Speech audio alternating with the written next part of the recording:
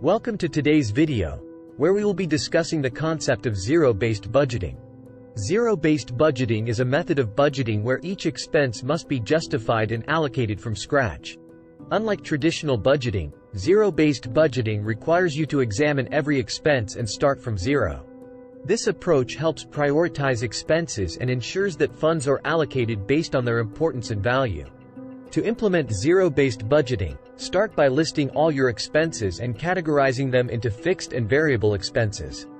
Fixed expenses include recurring bills such as rent, mortgage, and insurance, while variable expenses change from month to month.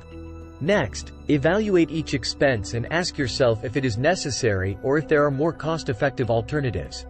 Consider negotiating lower prices, switching providers, or cutting unnecessary expenses altogether. With zero-based budgeting, you have the opportunity to reduce unnecessary costs and save more money. Another important aspect of zero-based budgeting is setting financial goals and allocating funds accordingly. Determine your short-term and long-term goals, such as saving for emergencies, paying off debts, or investing for the future.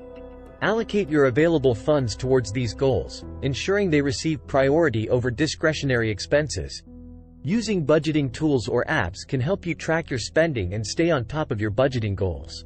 Remember that zero-based budgeting requires discipline and commitment to continuously evaluate and adjust your expenses.